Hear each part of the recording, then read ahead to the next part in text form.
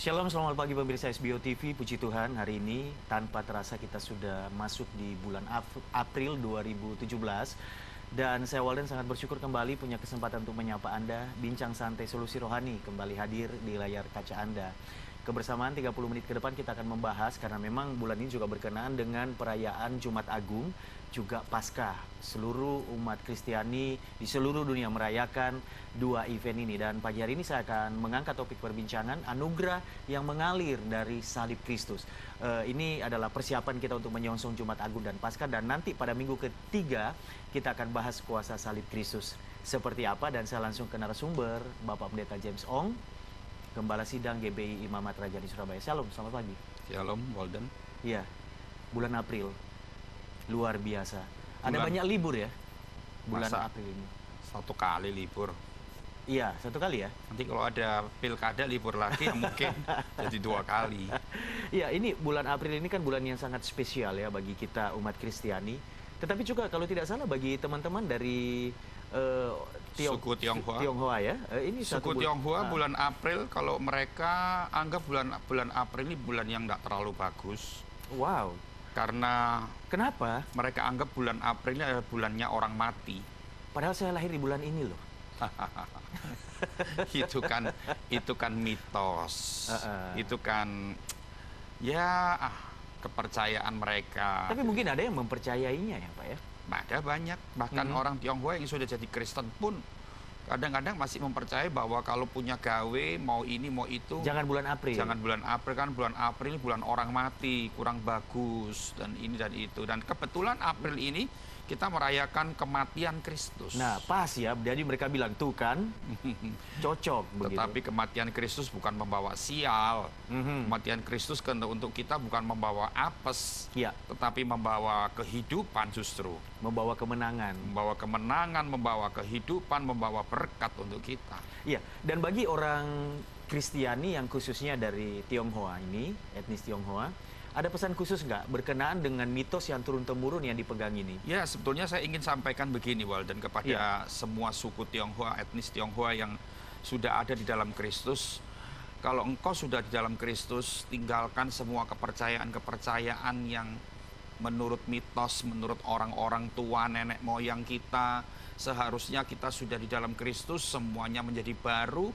Dan tidak ada bulan tidak baik, Walden. Semua hari tidak baik, ada semua bulan yang bulan sial atau bulan yang kurang baik, tetapi karena Kristus yang sudah mati dan menang atas maut, Dia membuat semua hari, semua bulan, semua tanggal itu tanggal yang baik. Amen. Tanggal yang menguntungkan untuk kita. Iya. Seharusnya setiap orang Kristen, walaupun engkau dari suku apapun, punya satu kepercayaan yang benar di dalam Kristus. Semua tinggalkan seharusnya. Ya. Kan bulan April ini ada satu hari raya orang Tionghoa yang namanya Qingming. Nah, itu kekuburan biasanya. Nah, mereka ke kuburan, mereka sembahyang di kuburan, mereka di makam-makam nenek moyang mereka kan. Ya, saya anggap seperti pergi ke makam orang tua tuh oke lah. Membersihkan. Ya, tetapi kalau itu merupakan sebuah kepercayaan bahwa itu sebuah keharusan. Kalau nggak seperti itu nanti ya apa? papanya marah atau papanya menderita di akhirat dan sebagainya. Itu sesuatu yang salah yang harus kita tinggalkan. Kita menghidupi firman ketika kita semua ada di dalam Kristus. Iya dong. Oke, baik. Dan Pak James, berkenaan dengan perayaan Jumat Agung yang sebentar lagi kita akan rayakan bersama, lalu kemudian Paskah.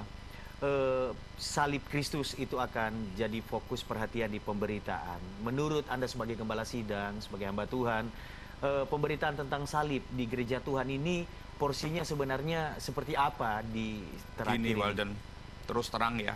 Kalau saya hidup 20 tahun yang lalu, di zaman 20 tahun yang lalu kekristenan, itu saya lihat gini, Injil itu seimbang, Injil sepenuh itu diberitahukan kepada semua jemaat. Tetapi kalau kita terus terang hidup di dalam zaman sekarang, kekristenan ini sudah timpang. Artinya gini, sekarang orang Kristen lebih banyak dicekoi, dikasih pengajaran bahwa tentang mujizat. Dalam Kristus ada mujizat, berkat, ada berkat, blessing. Waduh, kalau orang Kristen dengar kata blessing itu langsung kan aminnya 3 kali. Wah, 3 kali lebih kenceng. Iya toh? Jadi apa tuh namanya? Pemberitaan tentang salib. Pemberitaan tentang hal-hal seperti itu, mujizat, kemenangan, kekayaan, berkat, itu menggairahkan.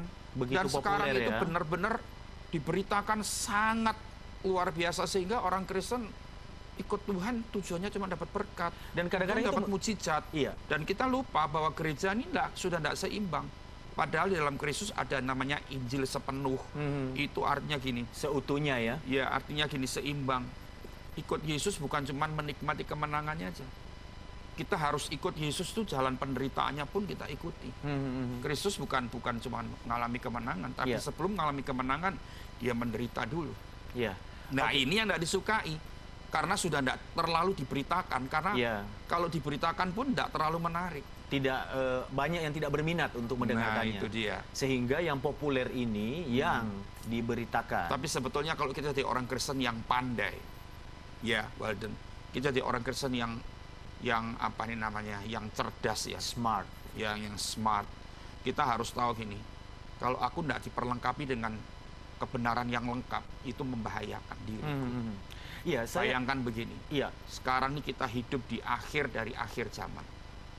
Ya, kalau orang Kristen tidak dipersiapkan bagaimana hidup menderita, ketika menderita apa yang kita harus lakukan, bagaimana iman kita teguh di dalam penderitaan dan sebagainya, kandas kita. Betul. Kalau cuma dicekoi sama berkat-berkat, blessing-blessing, ketika mereka menderita di akhir zaman ini, tidak siap. Mereka tidak siap, iman mereka gugur. Kasihan. Oke, dan saya melihat bahkan kadang hal-hal yang blessing dan lain sebagainya, pemenuhan kebutuhan itu menjadi tema loh di gereja tertentu. Jadi menjadi akhirnya jemaat itu tujuannya, fokusnya ke situ.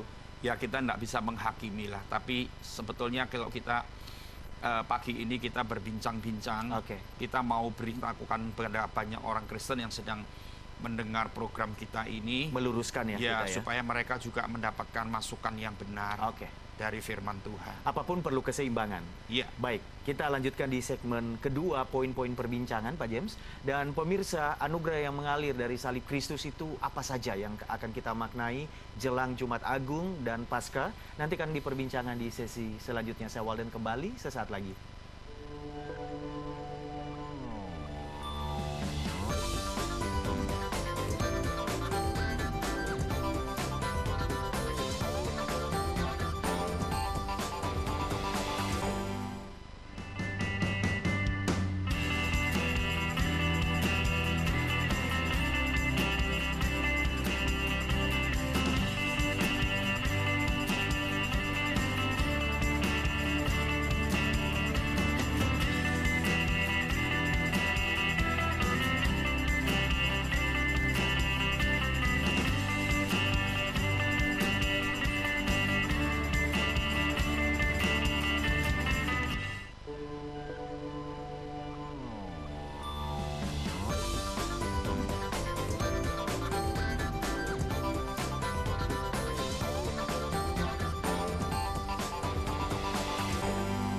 Iya, pemirsa SBO TV, saya Walden masih menemani Anda bincang santai solusi rohani edisi jelang Jumat Agung dan Paskah, mengangkat topik perbincangan anugerah yang mengalir dari salib Kristus. Saya bersama Bapak Pendeta James Ong.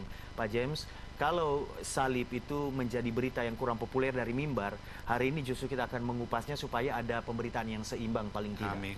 Begitu ya? Anugerah apa saja yang mengalir dari salib Kristus yang dapat pertama, kita maknai? Melalui salib Kristus, Dia sedang menebus hidup kita, memberikan penebusan. Gini ya Walden, banyak orang Kristen yang salah dengan kata-kata. Dia bilang Kristus menebus dosa kita, itu salah. Jadi saya mau beritahukan hari ini, jangan sampai itu kata-kata salah. Dia tidak pernah menebus dosa kita, tetapi dia menebus kita. hidup kita dari dosa. Amin. Ya, kalau kamu menebus kayak gini loh, ceritanya menebus gini. Kalau aku butuh duit, aku punya surat berharga, aku gadaikan surat berharga atau barang berharga, emas, ya, perhiasan aku gadaikan. Aku butuh duit berapa, 5 juta mungkin, aku dapat dari pegadaian 5 juta. Tak pakai untuk kebutuhanku. Setelah jatuh tempo, sebelum jatuh tempo, aku kan harus mengadakan uang lagi 5 juta untuk menebus barang berharga itu. Jadi menebus itu menebus barang berharga. bukan menebus barang Dosa. yang tidak berharga. Dosa itu bukan barang berharga. Ya. Yang berharga di mata Tuhan itu hidup kita ini. Dia tebus kita supaya kita bebas dari hutang itu. Ya. Jadi yang menebus, yang Kristus tebus bukan dosa tapi hidup kita. Ya. Nah, artinya gini, hidup kita ini sudah ditebus. Kita tidak perlu bayar lagi. Ya. Ya kan? Dia yang sudah membayar kan? Amin. Ya. Itu yang pertama, dia lakukan penebusan. Tidak. Sehingga orang yang berdosa yang tadinya mestinya binasa ya kan, oleh karena dosanya ditebus menjadi milik Kristus. Menjadi milik Kristus. Kembali menjadi milik Kristus, begitu ya, kan? karena dia yang sudah bayar kita, toh. Betul. Otomatis kita jadi miliknya dia. Amin. Iya kan? Itu yang pertama. Ya. Ditebus dulu, ngerti ya? Yang kedua, melalui salib dia memberikan pembenaran untuk kita. Membenarkan. Sebelum dijelaskan yang kedua, kenapa setiap orang itu memerlukan penebusan? Karena ada yang berpikir, karena gini, untuk apa? Roma 6:23 berkata upah dosa itu maut. Padahal setiap kita itu lahir sudah berdosa secara turunan dari nenek moyang kita. Dan kalau kita sekarang mulai besar, kita mulai melakukan dosa-dosa secara pribadi. Jadi setiap manusia tidak pernah lepas dari dosa. Ya. Dan firman Tuhan berkata, upah dosa adalah maut. Ya. Maut di sini berkata tentang kebinasaan. Bicara soal kematian kekal. Iya, kematian yang bukan hanya sementara tapi kekal, binasa. Dalam kebinasaan. Artinya gini, kalau dia tidak menebus hidup kita, kita akan menanggung akibat dari dosa. Okay. Semua orang harus binasa. Semua orang harus menghadapi maut, kematian kekal dalam kebinasaan itu. Yeah. Sehingga Yesus itu karena kasihnya, dia tidak pernah merelakan seorang itu pun yang binasa. Dia tidak merelakan itu terjadi bagi kita, sehingga dia secara dengan inisiatifnya sendiri, dia turun ke dunia dan dia korbankan hidupnya untuk menebus hidup kita dari dosa, sehingga kita sekarang bukan tidak harus menghadapi maut dan kebinasaan itu. Luar biasa. Ini hal yang sebenarnya sangat luar biasa, sangat besar, nah, yang sangat itu kita kan syukuri. Anugerah toh. Anugerah. Makanya anugerah itu kalau orang Kristen ngerti anugerah, dia tidak akan bisa bermain-main. Kan kita kalau dengar gini, ada pendeta bilang di Alkitab, di khotbahnya dia gini, Kristus itu mengampuni kita.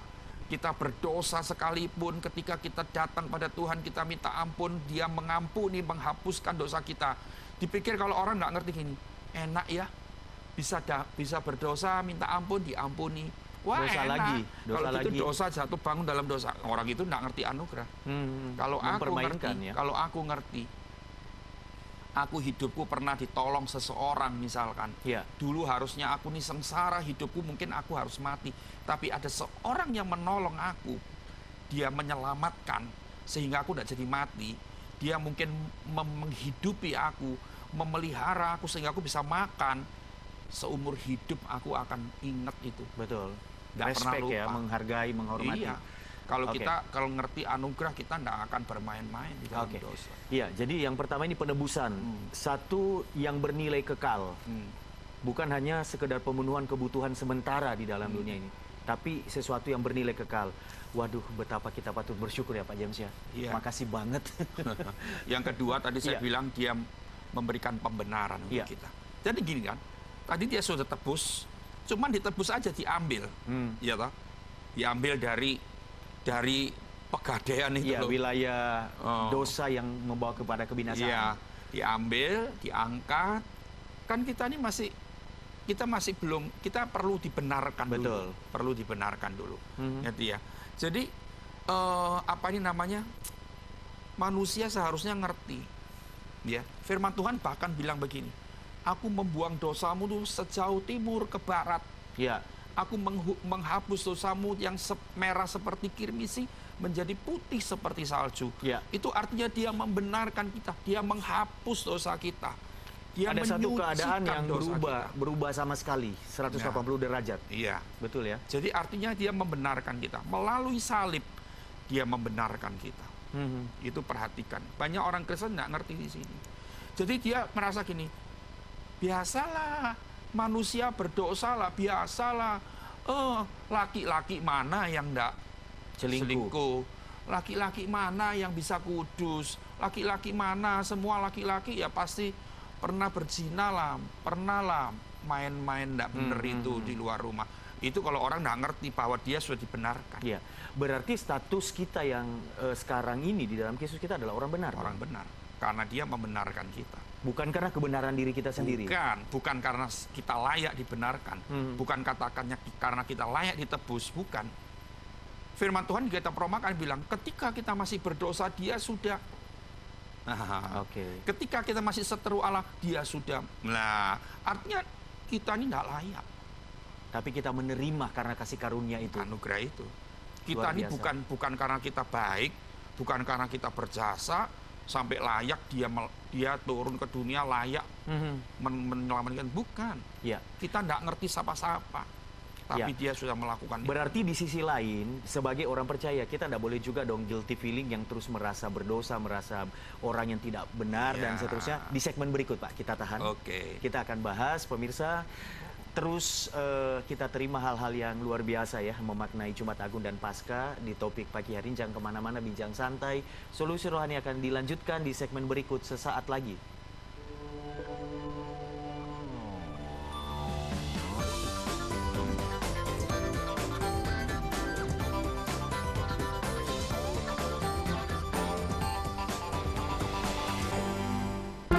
Memasak dengan cara flaming, di mana api menyembur tinggi dari teflon yang ia pegang. Bagi wanita, kecantikan kuku juga menjadi salah satu perhatian utama. Salah satu inovasi yang mulai populer saat ini adalah kutek pro.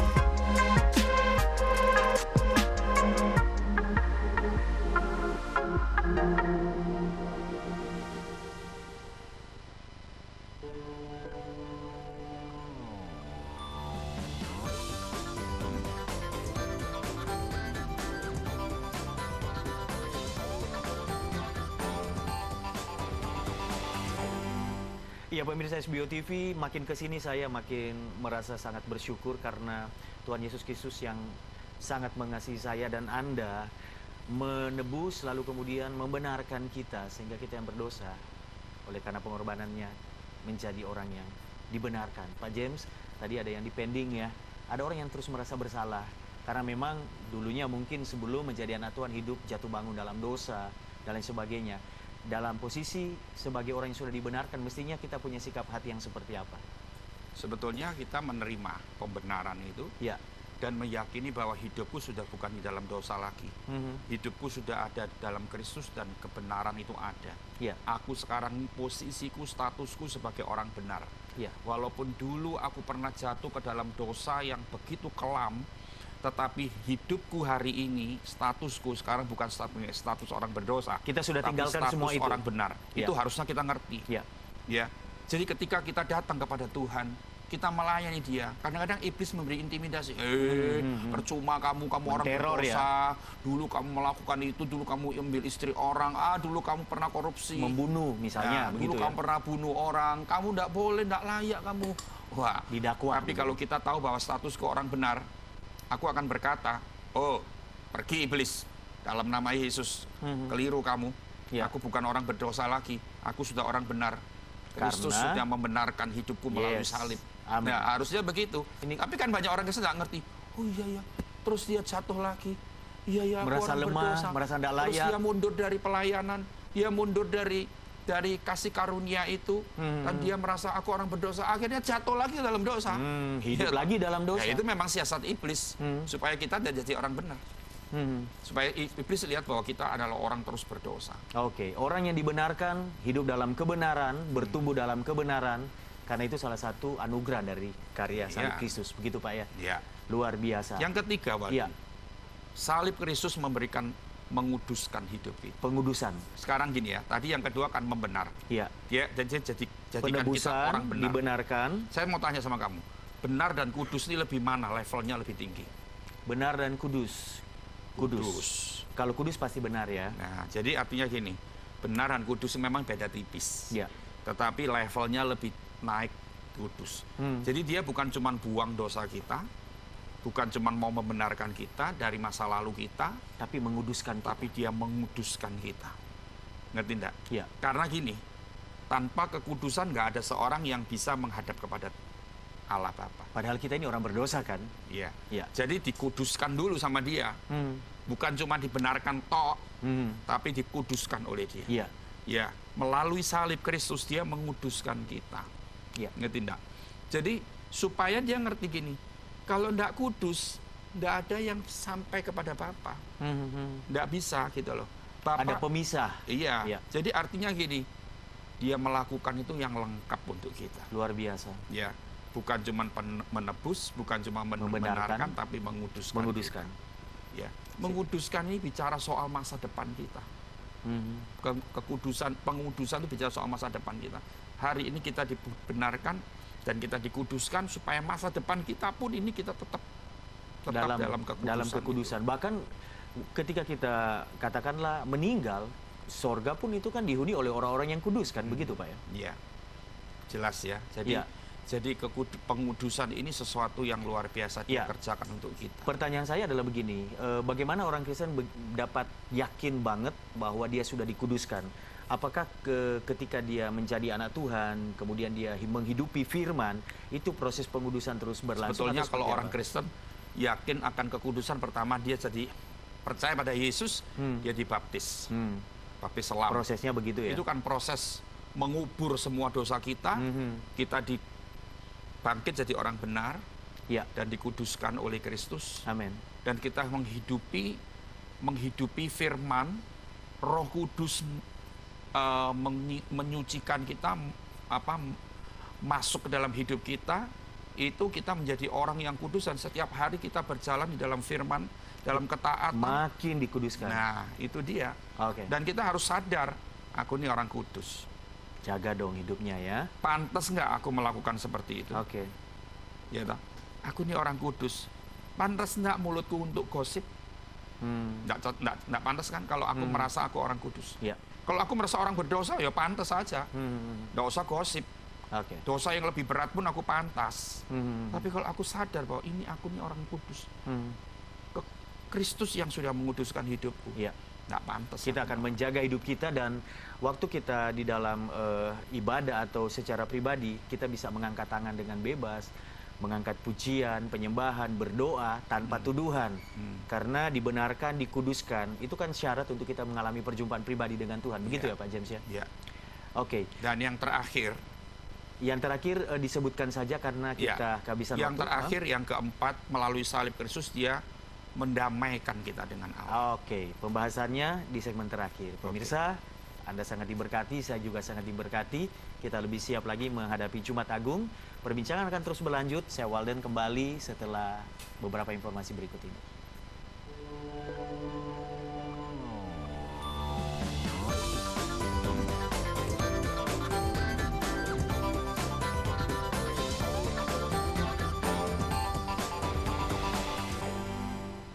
Kita ada di The Band.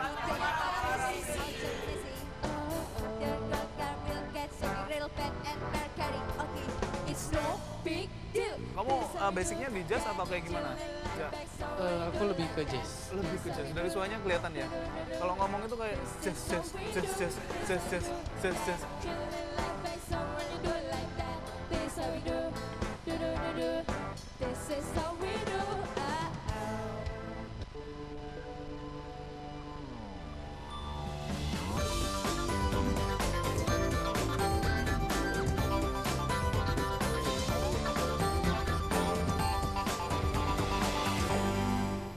Ya pemirsa, anugerah yang mengalir dari salib Kristus adalah topik perbincangan pagi ini, berkaitan dengan Jumat Agung dan Paskah yang sebentar lagi umat Kristiani seluruh dunia akan merayakan, dan kita berada di segmen terakhir. Tadi makna atau anugerah yang mengalir, yang pertama adalah penebusan, yang kedua pembenaran, yang ketiga pengudusan, dan yang keempat adalah didamaikan, pendamaian. Bisa dijelaskan Pak Pendeta? Artinya gini, Allah itu kan melihat kita manusia ini manusia yang berdosa. Ya. Tetapi melalui Kristus Yesus, manusia yang berdosa bisa ditebus, dibenarkan, dikuduskan, dan dia sekarang menjadi perantara antara manusia dengan Bapa, menyatukan. mengembalikan posisi yang sudah terpisah banget itu karena dosa yang sudah memisahkan. Dia menjadi perantara antara kita dengan Bapa, mendamaikan kita. Artinya gini, melalui perantara Yesus Kristus, dia menjamin. Dia bilang sama Bapak, ini loh orang-orang ini sudah kudus. Dia menjamin. Saya ingat waktu kecil, gini aja. Kalau kita misalkan ada orang mau utang, butuh duit. Dia butuh duit sama mau pinjam kita.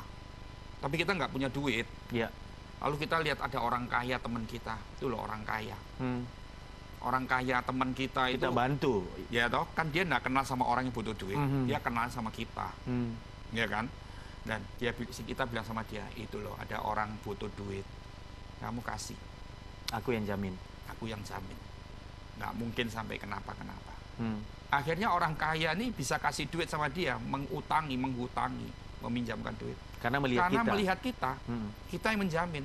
Kalau tidak ada kita, tidak mungkin uang dikasih ke dia. Sama seperti itu Yesus Kristus lakukan untuk kita. Dia bilang kepada Bapak, ini loh orang-orang yang sudah kutebus, kubenarkan, kukuduskan, dan sekarang mau kembali kepada Bapa, menghadap kepada Bapa. Jadi pendamaian ini kalau saya menangkap adalah membuat kita itu terkoneksi dengan surga, terhubung dengan surga. Jadi akhirnya kan ada satu ayat berkata gini, kapanpun kita memanggil Aba ya Bapa, kapanpun kita sekarang lagi di mobil, kita berseru kepada Bapa, menyembah, kita minta tolong, dia melakukan itu. Amin. Dia lakukan seruan kita, dia perdulikan gitu. Karena ada jaminan, Kristus yang menjamin, mendamaikan kita dengan Bapa. Luar biasa. Tanpa Kristus Bapa tidak percaya. Seperti tadi saya bilang, tanpa Yesus tidak ada sesuatu yang kita bisa kerjakan dan kita bisa mendapatkan sesuatu dari Bapa. Nah, jadi dia yang melakukan melalui salib itu begitu lengkapnya, Walden. Betul. Begitu lengkapnya sampai kita hari ini ada seperti hari ini. Kita dimanapun dalam kesusahan kita berseru kepada Bapa, Bapa menolong kita.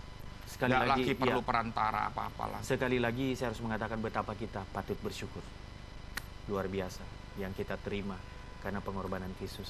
Mungkin kesimpulan lalu kemudian kita akan closing dengan doa. Saya simpulkan begini, pemirsa SBO pagi ini. 2 minggu lagi kita akan merayakan Jumat Agung. Saya ingin begini, rayakan Jumat Agung tahun ini dengan sebuah pengertian dan sebuah pertobatan di hadapan Tuhan. Jangan cuman menghadiri ibadah Jumat Agung di gereja kalian masing-masing. Jangan cuman menyanyi tentang kematian Kristus, jangan cuman menyanyi tentang salib, jangan cuman mendengar khotbah tentang salib dari Bapak Pendeta, tanpa sebuah pertobatan, tanpa sebuah kesadaran bahwa sebenarnya melalui salib itu apa yang dia lakukan. Sehingga kita ngerti makna salib benar-benar dan kita bertobat. Kita minta ampun kembali kepada Tuhan. Kita memperbaiki hidup kita. Yang saya rindu semua pemirsa alami rayakan Jumat Agung tahun ini dengan satu pertobatan yang sungguh-sungguh dari hati kita. Ya, karena salib Kristus itu luar biasa. Melalui penderitaannya dia membuat kita hidup sampai hari ini di dalam kehidupan yang penuh dengan damai sejahtera. Amin. Mari kita berdoa. Silakan. Bapak, kami bersyukur dan betapa rasa terima kasih kami kepada Engkau Tuhan, karena salib Kristus itu yang membuat kami bebas dari semua hutang dosa kami.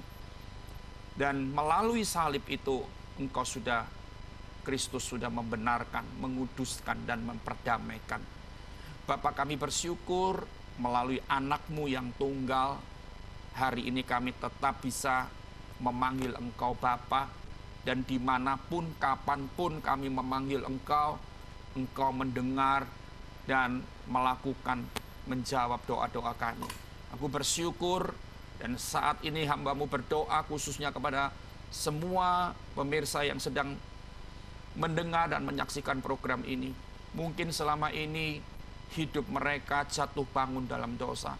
Mereka menganggap ringan dan menganggap remeh kasih karunia anugerah itu.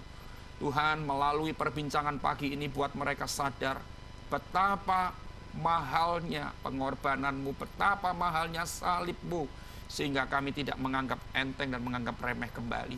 Justru kami bangkit dan kami menghargai salib Kristus dalam kehidupan kami, dalam tindakan kami setiap hari. Terima kasih Bapak, terima kasih berkat-Mu dicurahkan untuk setiap pemirsa. Amin. Apapun yang menjadi kebutuhan mereka, Tuhan mendengar dan Tuhan menjawab, dan Tuhan penolong satu-satunya bagi kami semuanya. Terima kasih, dalam nama Yesus kami bersyukur, berdoa, haleluya. Amin.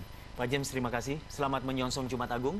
Tuhan memberkati kami. Tuhan memberkati. Iya pemirsa, demikian kebersamaan kita untuk Bincang Santai Solusi Rohani. Hari ini spesial mempersiapkan kita menjelang Jumat Agung. Dan saya percaya hal yang kita telah dengarkan bersama memberkati kita sehingga membuat kita lebih siap untuk memaknai Jumat Agung tahun ini. Kita akan berjumpa kembali di minggu ketiga di hari Paskah. Saya Walden pamit, sampai jumpa. Tuhan Yesus memberkati.